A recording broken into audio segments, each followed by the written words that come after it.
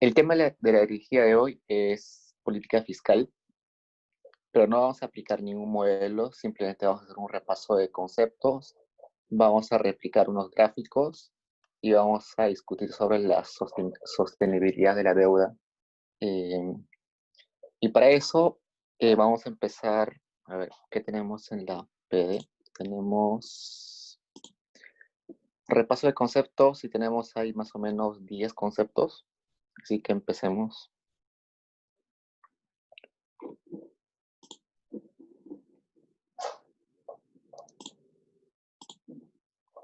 El primer concepto es sector público no financiero. El sector público no financiero, que la mayoría de documentos del Estado simplemente las ponen como SPNF, es el conjunto de entidades públicas eh, del Estado, pero sin incluir a aquellas entidades financieras y al Banco Central de Reserva del Perú. Es decir, son todos los organismos del Estado, menos el Banco de la Nación, el Banco Central de Reserva y algunas pequeñas entidades que son de carácter financiero. Por ejemplo, eh, se me fue el nombre ahorita. Pero piensa que cualquier entidad del Estado que sea financiera, ese no está en el sector público no financiero. Y por tanto está compuesto por el gobierno central, el gobierno general y las empresas públicas no financieras. Entonces, dentro de ese sector está, por ejemplo, las empresas eh, del Estado, está los ministerios, los gobiernos regionales, los locales, eh, y las empresas, por ejemplo, que proveen servicios públicos, que son propiedad del Estado, están en ese sector. Luego nos piden definir qué es ingresos fiscales. Bueno, ya saben que los ingresos fiscales son aquellos que son recaudados por el Estado para financiar la actividad del sector público. Dentro de ellos están los impuestos, los derechos, los productos y los aprovechamientos. Entonces, el grueso de los ingresos fiscales son impuestos, pero también hay otros ingresos que son derechos. Por ejemplo, si ustedes quieren comprar ustedes quieren renovar su DNI, tienen que pagar por ese derecho. Productos, el Estado también tiene empresas y por tanto de esas empresas se, se derivan ganancias y aprovechamientos. El Estado tiene, por ejemplo, propiedades de las cuales también se aprovecha su renta. Luego nos piden qué es el gasto público. Entonces, el gasto público es el conjunto de erogaciones o desembolsos por conceptos de gasto corriente, gasto de capital y gasto eh, de deuda. Es decir, todos los gastos en salarios, remuneraciones, inversión estatal, pagos de deuda, amortizaciones, intereses, todo aquello que el Estado gaste está dentro del gasto público. Sin embargo, eh, se puede dividir en dos grandes tipos de gasto, el gasto primario y el gasto financiero. El gasto financiero es todo el desembolso que se realiza por conceptos de intereses y amortizaciones. Entonces, el Estado tiene deudas y esas deudas tienen que pagar intereses y tienen que devolver el capital de ese préstamo. Todo eso es gasto financiero. El gasto público primario, que sería el no financiero, está compuesto por todo lo demás. Gastos corrientes, que son gastos en servicios, en bienes, en salarios. El gasto no corriente, que son eh, gastos más de inversión. Eh, entonces, diferenciar el gasto público primario y el gasto público financiero es de gran utilidad porque cuando vamos a ver si, si el Estado cuál es el resultado del Estado en términos presupuestales, nos vamos a enfocar básicamente en gasto público primario. Es el gasto relevante para ver si nuestra economía está yendo bien o si el gasto público se está comportando bien. El gasto financiero no, porque es el gasto que ya está programado y que supuestamente ya es predecible. Luego nos pide definir qué es la política fiscal expansiva y contractiva. Ya sabemos que la política fiscal contractiva es un tipo de política fiscal en la que tienen cabida la reducción de gasto público y el aumento de la recaudación fiscal. Y la política fiscal expansiva es lo opuesto, ¿no? Aumentar el gasto público y reducir los impuestos, de modo de que se empuje a la economía y que se aumente el PBI. Luego el multiplicador del gasto público, que también vino en el control, se refiere al efecto que tiene el gasto público dentro de la economía. Entonces, ese multiplicador keynesiano que hemos visto en nuestros modelos de ISLM, y se refiere a cuál es el efecto total de un gasto, de un sol de gasto del gobierno. Entonces, imaginen que nosotros gastamos un sol en un bien importado. Gastar un sol en un bien importado no genera mucha dinámica en la economía, ¿no? Porque la mayoría de ese un sol gastado en un bien importado se va al exterior. Muy poco queda para el Perú. Pero si, por ejemplo, compramos un bien producido en el país, ese sol se va a quedar íntegramente en el país y ese sol va a eslabonar más gastos. Por ejemplo, le pagamos a una empresa un sol y esa empresa, aparte de un sol, lo va a gastar en salarios. El trabajador que recibe parte de ese un sol lo va a gastar en bienes de consumo y así se genera un círculo virtuoso que hace que ese un sol gastado inicialmente se convierta en varias vueltas en la economía. A eso se refiere el multiplicador del gasto público. Evidentemente hay multiplicadores para la inversión, multiplicadores eh, ¿para qué más? Para la inversión, para el gasto en salarios. Pueden hacer multiplicadores para lo que quieran.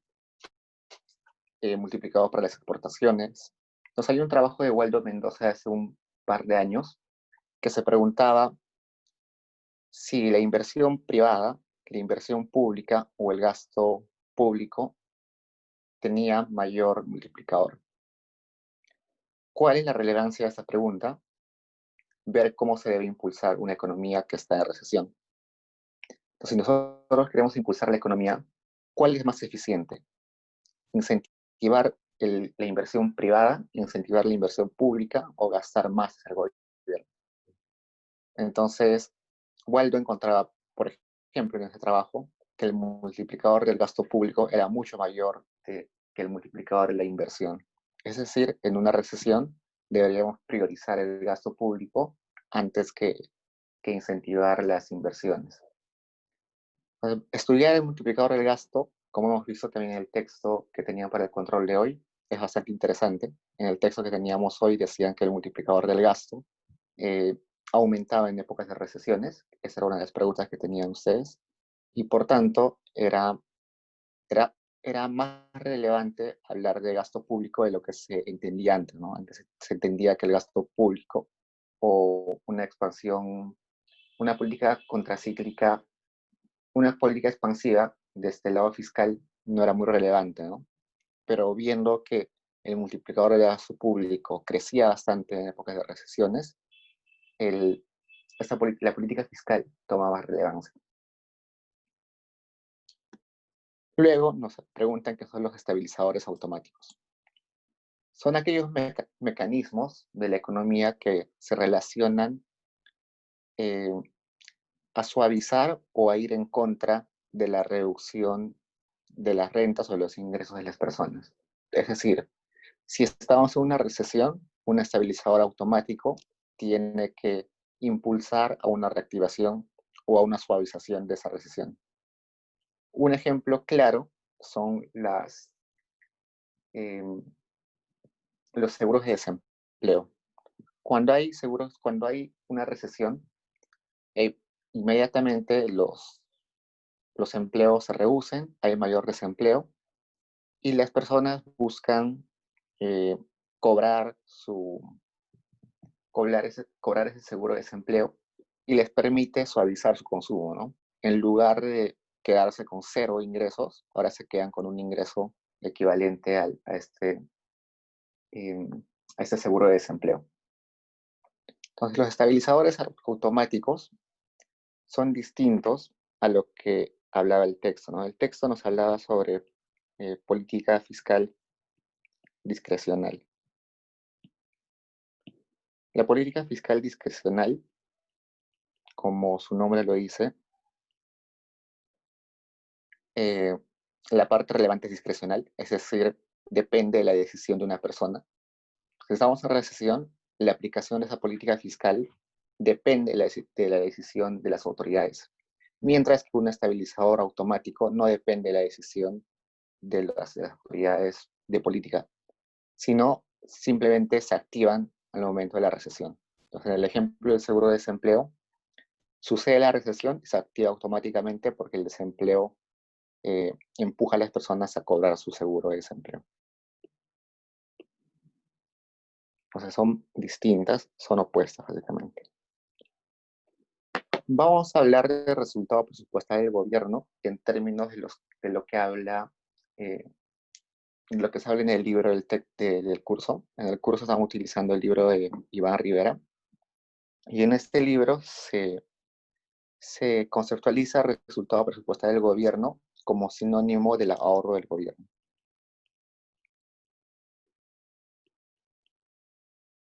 Entonces, para ver si ha habido un buen resultado presupuestal, vamos a tener que ver si los ingresos, es decir, los impuestos, han sido mayores o menores que los gastos del gobierno. Y estos gastos son los gastos típicos, como salarios, bienes, servicios, y también las transferencias del gobierno. Por tanto, una forma de ver si el resultado presupuestal del gobierno es eficiente o no es estudiar el déficit fiscal. El déficit fiscal describe la situación en la cual el gasto del gobierno es mayor a los ingresos en un determinado periodo de tiempo. Básicamente es un resultado presupuestario. Luego, la deuda pública es el monto pendiente de pago a una fecha determinada que deriva del endeudamiento del sector público no financiero. Entonces, ojo con eso, sector público no financiero. Cuando hablamos de deuda pública, no estamos hablando del endeudamiento del sector financiero. Es decir, no estamos hablando de cuán endeudado está el Banco de la Nación ni las empresas financieras del Estado. Si consideraríamos, por ejemplo, el endeudamiento del Banco de la Nación, la deuda pública sería mucho más alta de la que tenemos y no tiene sentido incluirla porque el Banco de la Nación es un ente autónomo, al igual que el Banco Central, y por tanto su deuda solamente se paga con los activos del Banco de la Nación, no se pagan con los activos de todo el gobierno. Y finalmente nos hablan sobre las reglas fiscales. Las reglas fiscales son las restricciones que se tiene tanto en cómo recaudar y en cómo gastar los recursos del Estado. Antes de 1999 no existían reglas fiscales en el Perú. Lo único que se hacía antes de 1999 es ajustar los gastos a los ingresos. Entonces se trataba de que sean bastante iguales. Sin embargo, en 1999 ya había sucedido la crisis de Asia y de Rusia, y además habíamos tenido un fenómeno del Niño, lo que confirmó que la economía era muy volátil. Entonces, como era muy volátil, no podíamos hacer un presupuesto del gobierno o del país certero y no podíamos predecir el gasto del siguiente año, ni podíamos predecir los ingresos del siguiente año, ni de los siguientes años. Por tanto, desde 1999 se empiezan a fijar límites para el gasto, de modo que se pueda predecir cómo va a ser el desempeño de la economía en los siguientes años. Eso evidentemente reduce la incertidumbre y es un motor evidente para generar mayor crecimiento. Entonces, con eso, con reglas fiscales y con objetivos claros, ya podíamos hacer predicciones de mediano y largo plazo con más precisión. A la larga, esto ha llevado a que, por ejemplo, el Estado pueda utilizar el marco macroeconómico multianual, que sin las reglas fiscales sería imposible tener. Entonces, el marco macroeconómico nos dice más o menos cómo se va a comportar el gobierno en los siguientes años, gracias a que vamos a respetar ciertas reglas. Si rompemos las reglas fiscales, no vamos a poder cumplir los objetivos del marco macroeconómico. Entonces, hay algunos ejemplos de reglas fiscales son, por ejemplo, que la deuda pública del gobierno no puede superar el 30% del PBI. Si hay algún funcionario del gobierno que, algún ministro de Economía, por ejemplo, que se atreva a romper esta regla, va a ser sancionado judicialmente. Así que estas reglas deben estar bien, deben cumplirse con rigurosidad. Otra regla, por ejemplo, es que el límite del déficit fiscal eh, debe ser de 1% del PBI como máximo. O sea, en los últimos años, por ejemplo, el Perú ha estado yendo a una consolidación fiscal, es decir, el Perú estaba buscando cerrar su déficit fiscal. Teníamos un déficit fiscal acumulado de más o menos 4 o 5%, y lo que se buscaba en el Estado era que a los siguientes años, 2021-2022, cerrar esta brecha, cerrar ese déficit a casi cero. Eh, y eso estaba plasmado en el marco macroeconómico multianual. Y por tanto se había determinado que cada año solamente podía haber un déficit máximo de 1% del PBI. Evidentemente con esto del coronavirus, esa regla se va a tener que romper, pero se va a romper bajo una ley que se va a poner de nuevo, o sea, una ley que se va a poner por encima de esta regla fiscal, pero no se va a incumplir por simplemente arbitrariamente. Entonces, con eso terminamos los conceptos. Son conceptos que ya debieron ver en clase. Si tienen preguntas, eh, antes de pasar a la siguiente parte.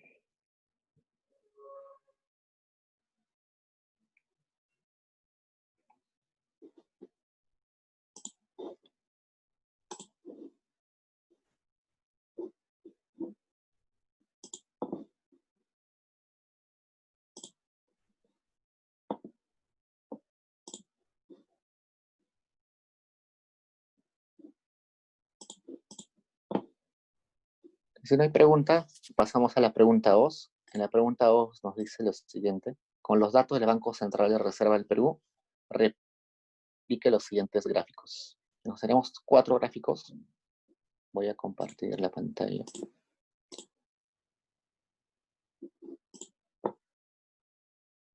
Entonces, tenemos 4 gráficos. El primero es un gráfico de ingresos y gastos del gobierno que está en términos de 1.000 millones de soles, ingresos y gastos. El segundo también es de ingresos y gastos, también desde 1990 hasta el 2019, pero en este caso como porcentaje del PBI. Luego, un gráfico de deuda pública del 99 al 2019, que está separado en la deuda pública total, deuda pública interna y deuda pública externa, también en 1.000 millones de soles. Y el último gráfico también es deuda pública desde 1999 hasta 2019, pero en este caso en porcentaje del PIB. Entonces, para ello, vamos a ir a la página del BCR.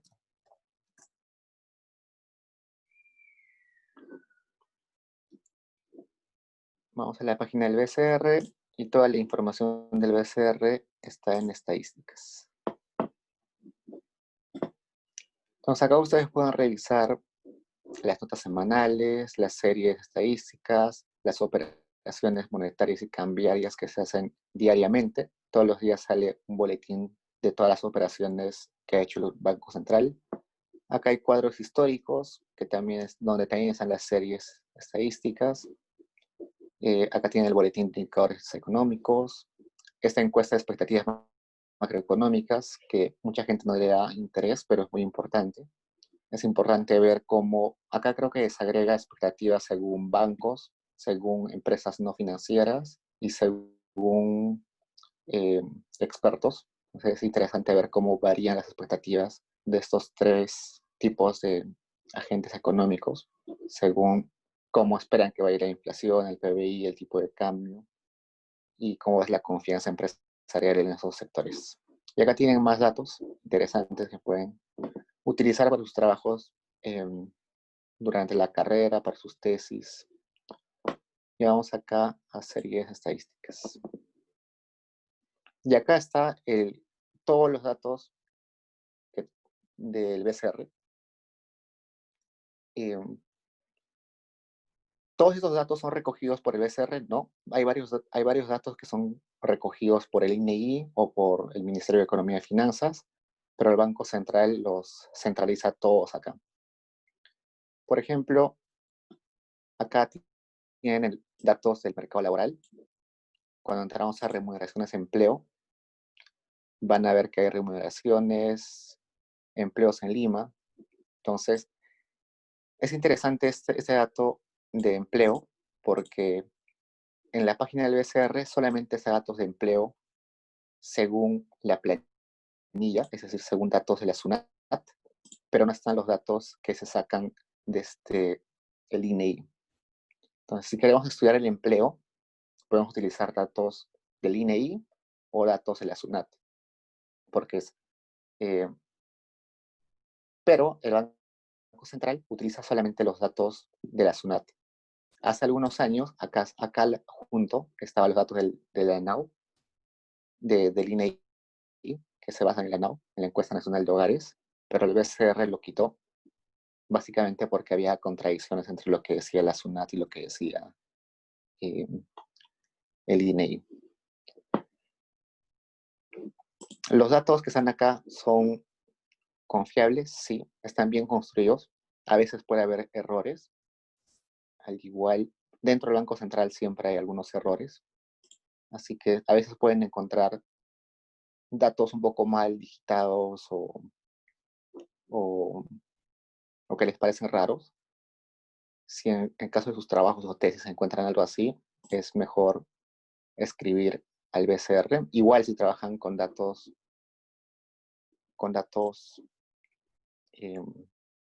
del INEI y encuentran cosas raras, escriban el INEI. No asuman de que es perfecto el dato del INEI o que es perfecto el dato del BCR. Hay varias equivocaciones, así que no tengan miedo en escribirles. Para hoy tenemos que utilizar datos de ingresos, gastos y deuda. Los que van a trabajar intensivamente con datos del BCR, lo más recomendable es que descarguen esto, el add-in para Excel. El add-in para Excel es una herramienta en Excel que te permite sacar datos directamente sin entrar al internet o sin entrar a la página del BCR. Entonces, por ejemplo, yo tengo acá mi Excel y acá tengo una pestaña que se llama BCR Datos. Entonces, de frente hasta acá puedo buscar, por ejemplo,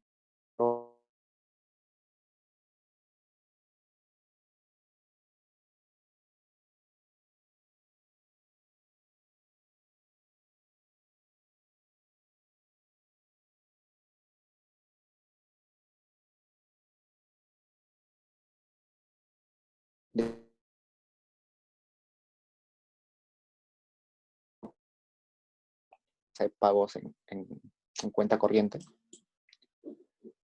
exactamente en la parte de balanza comercial.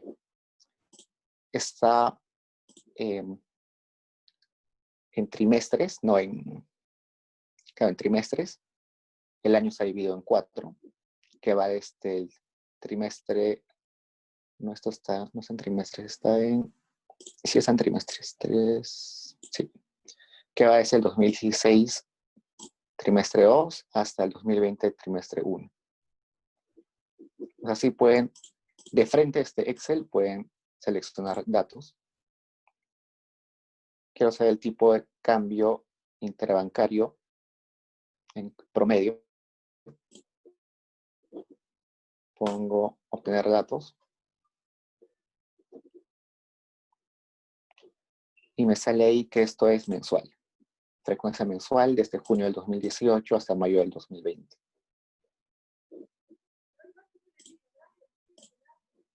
Quiero graficar de frente, pongo graficar y ya tengo mis datos en un gráfico. Entonces, los que van a utilizar intensivamente datos del BCR porque se van a dedicar a la macroeconomía, a las finanzas, pueden descargar esto. ¿Cómo se descarga? Simple. Van acá, descargan acá, lo descargan en cualquier parte de su computadora. Les va a salir, yo ya lo descargué, así que está acá. Acá está, ya lo descargué ayer. Y acá me aparecen 3 archivos. Uno para, si tienen versión Excel 2013, si tienen versión Excel 2007 y si tienen versión Excel 2010. Eso lo sacan, lo descomprimen. Yo lo descomprimí acá en descargas. Está acá abajo, creo. Y luego van a su Excel.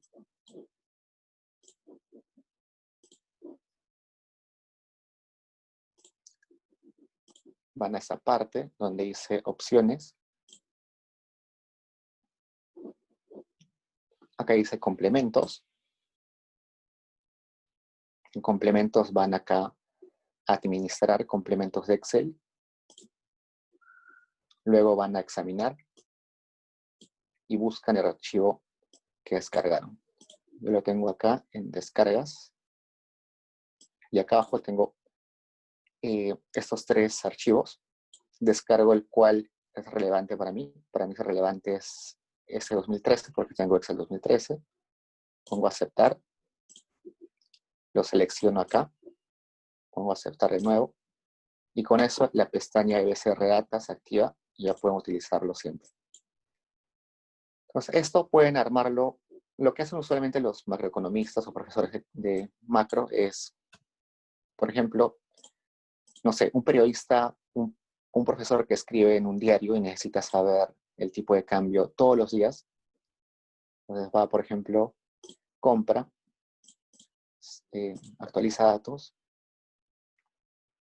Este está mensualmente, pero seguro por ahí debe estar el diario. Entonces, simplemente guardas esto, lo tienes en tu computadora y cada día que necesites ver, simplemente pones actualizar datos y es seguro, si es diario, cada día se va a añadir un dato más. Con eso van actualizados ustedes. Pero si trabajan ustedes comprando y vendiendo divisas, seguro que van a tener un Excel con las divisas que les interesa y cada día van a estar actualizando sus datos para ver cómo se desempeñan sus variables. Entonces, eso sí es que utilizan frecuentemente los datos del PCR. Como hoy solamente es un trabajo sencillo, vamos a ir acá, consulta de series. Entonces, primero vamos a buscar ingresos y gastos del gobierno. Está un poco lento esto. Bueno, hay varias formas de buscar los datos. Una forma es con cuadros anuales. Entonces vamos a cuadros anuales acá. Entonces yo quiero buscar, por ejemplo, ingresos. Entonces acá pongo ingresos. Acá me dice ingresos corrientes del gobierno. Ahora vayamos ingresos corrientes del gobierno general.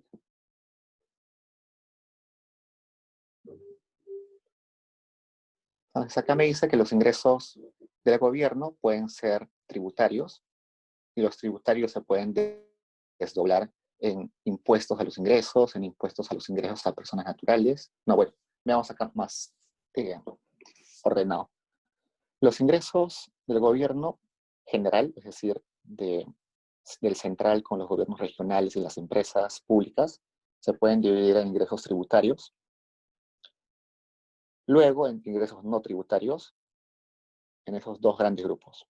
Dentro de los ingresos tributarios, podemos descomponer a los impuestos a los ingresos, impuestos a las importaciones, impuestos al IGB impuestos al selectivo al consumo y otros ingresos tributarios.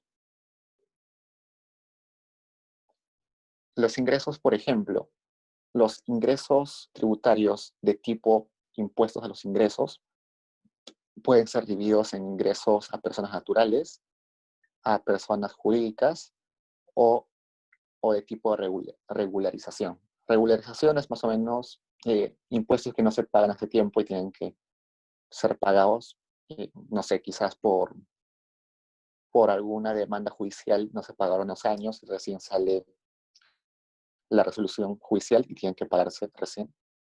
Los impuestos del tipo IGB se pueden dividir en impuestos internos e impuestos de las importaciones. Es decir, el IGB interno es solo lo que pagamos nosotros al comprar cualquier bien. Y el IGB de importaciones es los bienes que al ingresar a aduanas se les carga con el 18% de IGB. Los no tributarios, por ejemplo, se dividen en contribuciones a salud y ONP, ingresos no tributarios por regalías de petróleo, gasíferas y mineras, por canon petrolero y otros ingresos seguro más detallados. Lo que nos interesa es el total. Queremos descargar este ingreso corriente del gobierno central, que está acá en términos de millones de soles. Tenemos datos desde 1989 hasta el 2019.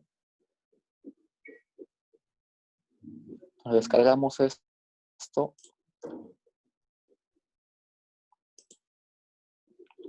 Luego regresamos.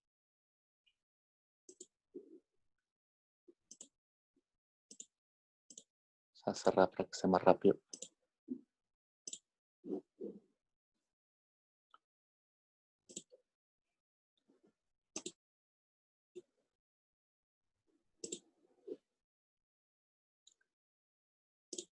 No regresa. Bueno, vamos acá. De vuelta vamos a ingresos. Y ahora creemos ingresos como porcentaje del PBI. Acá está igual desagregado según lo que hemos visto, pero nos interesa el total. Acá lo tenemos desde 1970. También lo descargamos.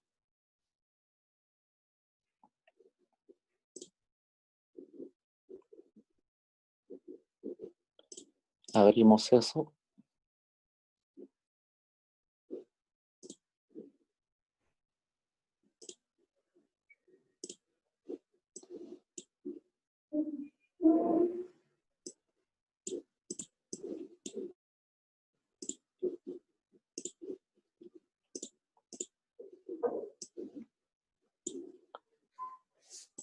Acá tenemos el ingreso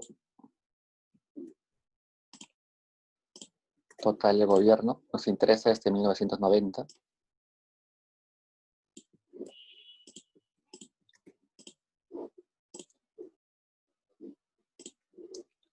Ahora como porcentaje del PBI desde 1990.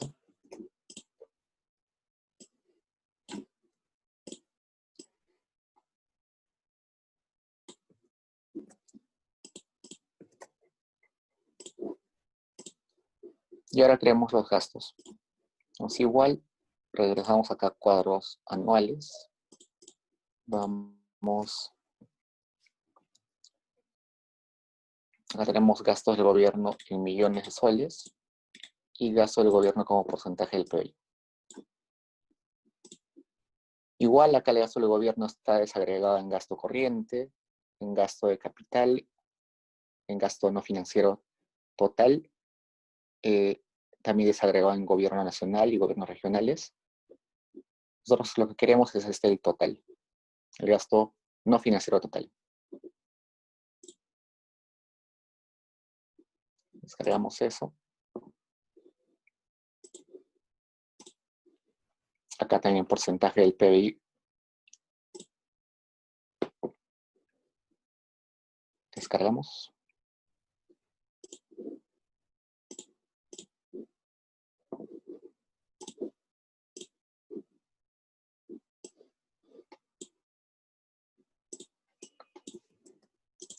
Solo nos interesa 1990.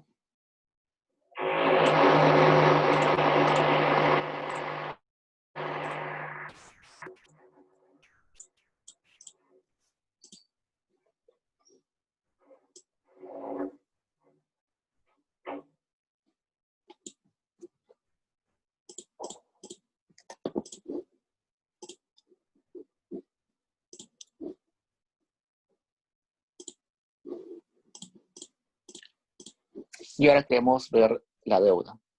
Entonces, ya vimos cómo utilizar ese cuadro anuales. Vamos a acá por categorías.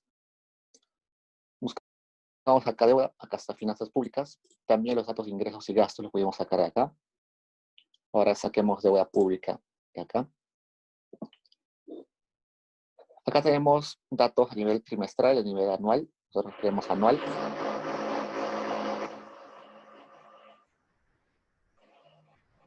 Y como dijimos, queremos saldo de deuda pública en millones de soles y como porcentaje del PIB.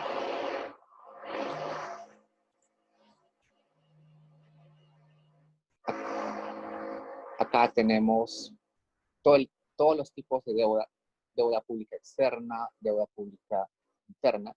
Nosotros queremos la deuda pública total, la deuda pública externa y la deuda pública interna o nacional, que debe estar por acá. Por ejemplo, la deuda externa se puede dividir en deuda que tenemos con los organismos internacionales, como el Banco Mundial y el FMI, deuda con el Club de París, deuda en bonos, deuda con proveedores internacionales, deuda con la banca internacional, deuda con países de América Latina y con otros agentes bilaterales. La deuda pública interna se puede dividir en deuda de largo plazo, en deuda con bancos nacionales, deuda con el Banco de la Nación, deuda del gobierno central, y así en bonos, varios tipos de bonos de corto plazo. Nos interesan esos tres. Entonces cargamos, queremos anuales, pero queremos 1900, de todo lo mayor que podamos.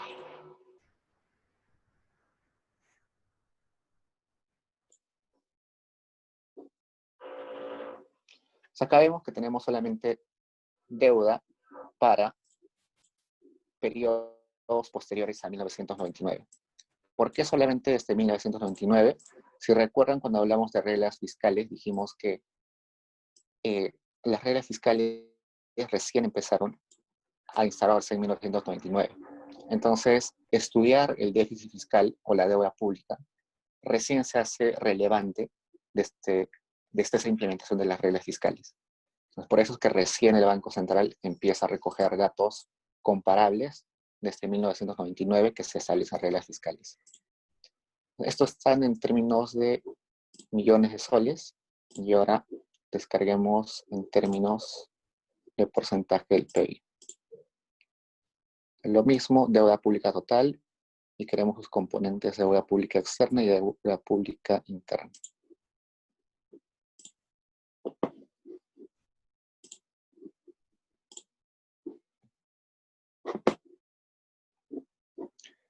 Acá tuve que poner desde antes, desde periodos anteriores.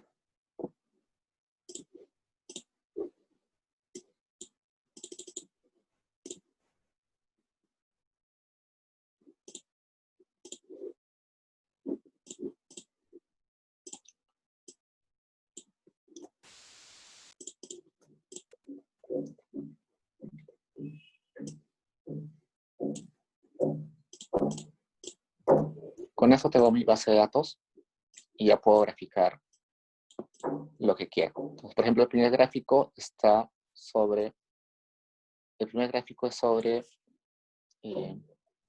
ingresos del gobierno en términos de soles y gastos del gobierno en términos de soles. Gráfico.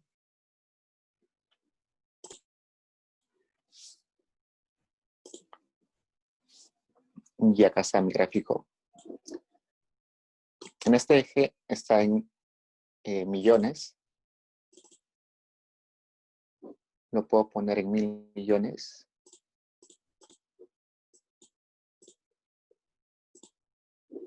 Para que se vea mejor. Estos años están muy apretados ahí. Los puedo cambiar. Puedo decir que solamente ponga cada 5 años. Y así ustedes ya van modificando sus gráficos hasta que se asemeje a lo que teníamos en la PDF. Entonces, vayan a hacer eso en su Excel, practiquen eso. Podemos hacer el segundo gráfico, que es sobre ingresos en términos de porcentaje del PBI.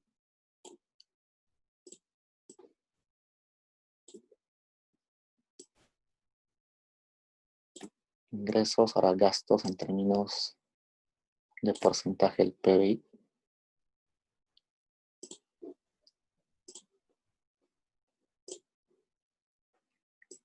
Ya lo tenemos ahí.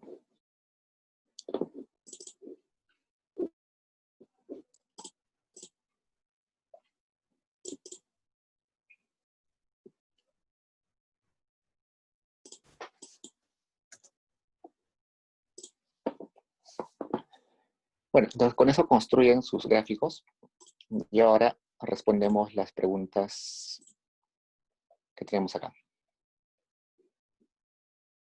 Entonces, la pregunta nos dice, ¿por qué utilizamos ingresos, gastos y deuda como porcentaje del PBI?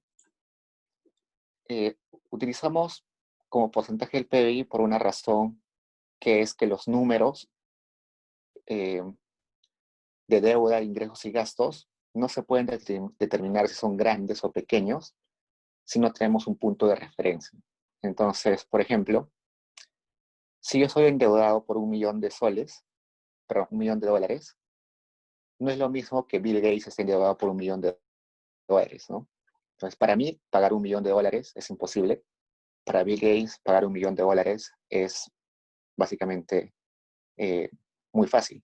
Entonces, por tanto, los ingresos, gastos y deudas se tienen que ver relativamente según el tamaño de la economía. Entonces, por eso es relevante ver ingreso, gasto y deuda en términos de porcentaje del PIB para compararlos o para estandarizarlos según el tamaño de la economía. Luego nos dice, describe el comportamiento del ingreso y gasto en el periodo 1990 y 2019. Vamos acá. Los ingresos y gastos han crecido bastante durante esos años. Si se dan cuenta, desde el 2000 más o menos, o quizás desde más acá, ha habido mayor diferencia entre gastos e ingresos. Antes, 1990, 1995, los ingresos y gastos estaban bastante pegados. Eso porque no había reglas fiscales y por tanto se ajustaba el gasto a los ingresos, solamente se gastaba lo que se tenía.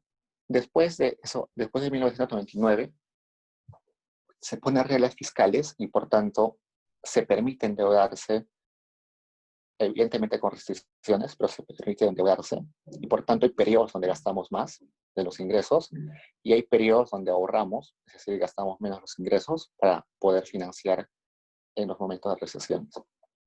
Entonces, estas reglas fiscales nos permiten suavizar nuestros gastos en el tiempo y no tener que ajustarlos a los ingresos necesariamente. Si vemos en porcentaje del PBI, vemos que estamos hoy en día en más o menos tenemos ingresos del gobierno en 20% del PBI. De ese 20%, más o menos el 14%, pegado más o menos al 15%, son ingresos tributarios. Y lo demás son ingresos de otro tipo, como derechos o cualquier ingreso municipal o local. Luego la deuda pública, como les dije, solamente datos desde 1999, porque antes no había reglas fiscales y por tanto no era relevante estudiar la deuda pública. Como ven, la deuda pública ha crecido, sin embargo, la deuda pública interna ha crecido rápido y la deuda pública externa se ha reducido ligeramente. ¿Y eso por qué? Porque nuestro país, o al menos para la consolidación fiscal, el país necesita dejar de depender de los préstamos externos y en lugar de eso depender más de los préstamos de nacionales. Eso en términos reales, pero si vemos en términos porcentuales del PBI, nuestra deuda ha caído. Entonces, si vemos acá, nuestra deuda empezó en más del 50% y hoy estamos pegados al 30%. O sea, acá, por ejemplo, se está respetando esta regla fiscal que no podemos estar endeudados por más del 30% del PBI anual. Entonces, es de esperar que en los siguientes años nuestra línea azul nunca traspase el 30%. Y bueno, de analizar estas series de tiempo, pueden sacar un montón de conclusiones. Pueden hacer tesis de uno solo de los gráficos, pueden hacer una tesis explicando por qué es la dinámica de ese tipo. Y luego nos dicen, explique el significado de la deuda, que un país sea sustentable. Entonces, regresemos a la pantalla. ¿No?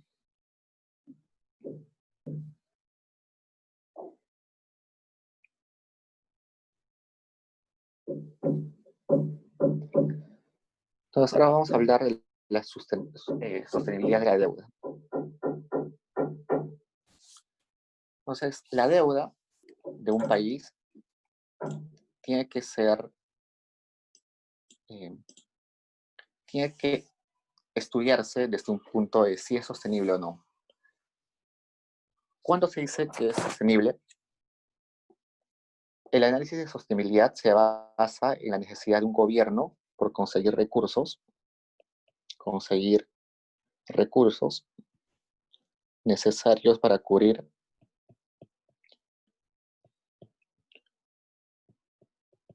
el déficit fiscal. Es decir, para que a lo largo en el largo plazo, podamos cumplir con nuestras obligaciones.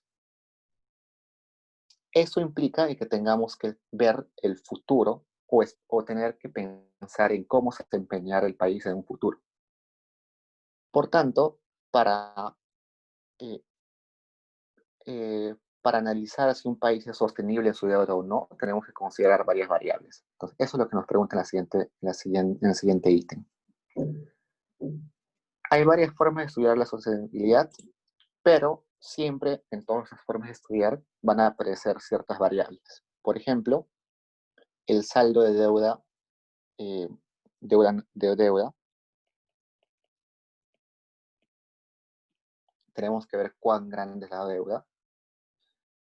Luego tenemos que estudiar el resultado primario, es decir, cada año si estamos ahorrando o estamos desahorrando.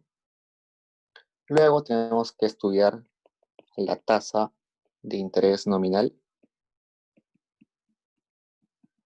Si la tasa de interés nominal a largo plazo aumenta, evidentemente vamos a tener que pagar más intereses en el largo plazo y va a ser más costoso para nosotros saldar nuestra deuda.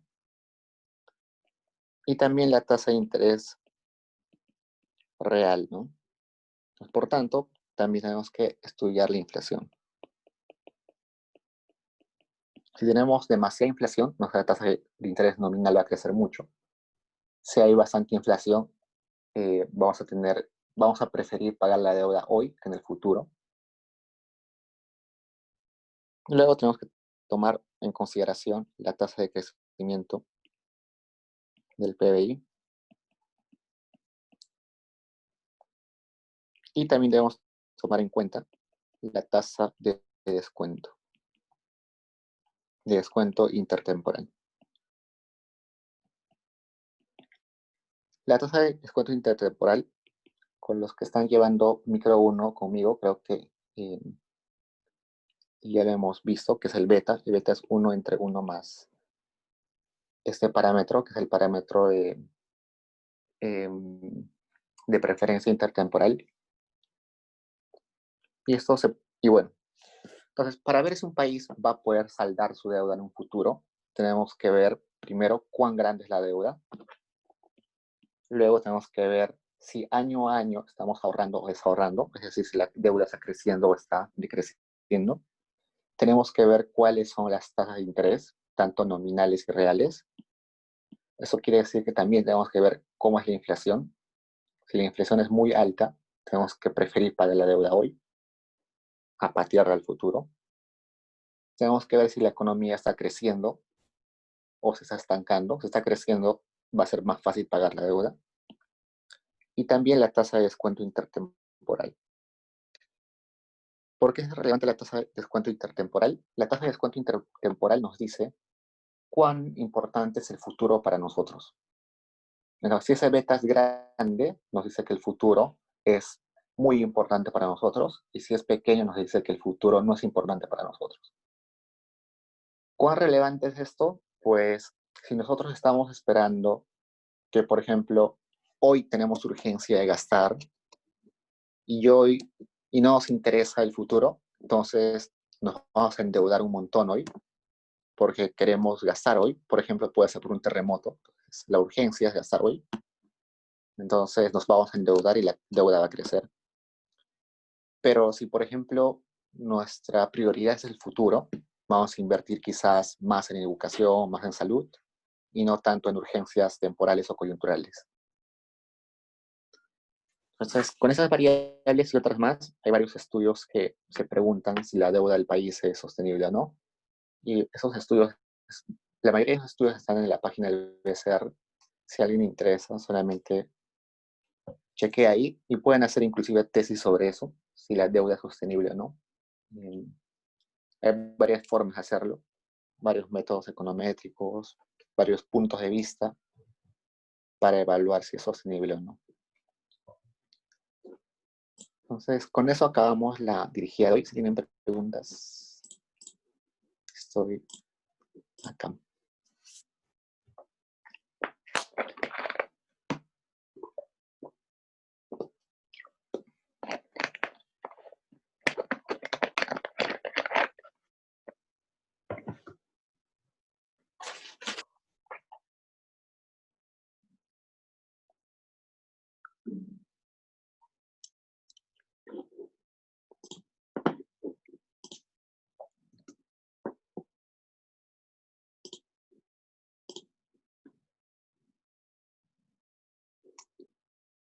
Creo que la siguiente clase tenemos control, que es sobre, si no me equivoco, sobre el texto del profesor Dancourt. Control. Sí, el siguiente control es sobre el texto del profesor Dancourt, que se llama Inflation Targeting in Peru, The Reasons for the Success, que es el documento de trabajo 386 del Departamento de Economía. Es un texto del año 2014. Como ya les dije, va a haber una pregunta para desarrollar y las demás para marcar. Y lo importante, o bueno, este texto ya ha sido evaluado varias veces en este curso, así que si tienen la oportunidad de ver controles pasados o exámenes pasados, seguro van a ver que hay preguntas sobre este documento de trabajo. Eso sería todo, chicos. Si hay preguntas, estoy acá todavía. Si no, ya nos vemos la siguiente.